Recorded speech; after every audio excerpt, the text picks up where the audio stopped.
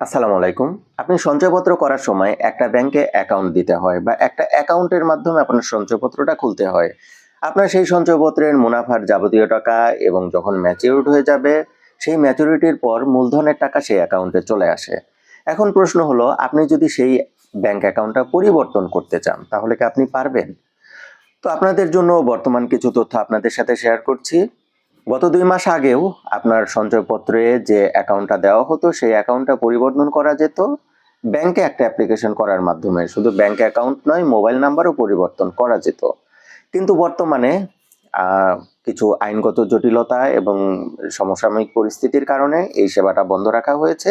বর্তমানে আপনি চাইলেও আপনার সঞ্চয়পত্র করার সময় যে ব্যাংক অ্যাকাউন্ট দিচ্ছেন, যে মোবাইল নাম্বার দিচ্ছেন, যে তথ্যগুলো দিচ্ছেন, সেগুলো পরিবর্তন করতে পারবেন না। যেহেতু পূর্বে এই পরিষেবাটা চালু ছিল, আমরা আশা করছি খুব দ্রুতই এই অবস্থাটার পরিবর্তন হবে এবং পূর্বের মতো আবার ওই সঞ্চয়পত্র খোলার সময় যে ব্যাংক অ্যাকাউন্টটা দিচ্ছেন, যে মোবাইল নাম্বারটা দিচ্ছেন, সেই তথ্যগুলো পরিবর্তন করা যাবে। সঞ্চয় অধিদপ্তরের সাথে ব্যাংকের তরফ থেকে যোগাযোগ করা হয়েছিল। তো সঞ্চয় অধিদপ্তর নির্দিষ্ট কোনো তথ্য জানাতে পারেননি। তো এই ছিল আজকের তথ্য। সুতরাং আপনারা যারা সঞ্চয়পত্র খুলতে চাচ্ছেন, আপনারা সেই ব্যাংকের মাধ্যমে সঞ্চয়পত্রটা খুলবেন, যে ব্যাংকের মাধ্যমে আপনার লেনদেন করাটা সহজ হবে।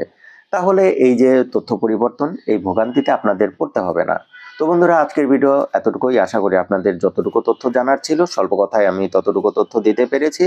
আপনাদের যদি ব্যাংকিং, ফাইন্যান্স বা বিনিয়োগ যে কোনো ধরনের নতুন তথ্য জানার দরকার হয়, তাহলে অবশ্যই কমেন্ট করবেন। আমরা আপনাদের জিজ্ঞাসার ভিত্তিতে নতুন নতুন ভিডিও তৈরি করব। তো সবাই ভালো থাকবেন। আসসালামু আলাইকুম।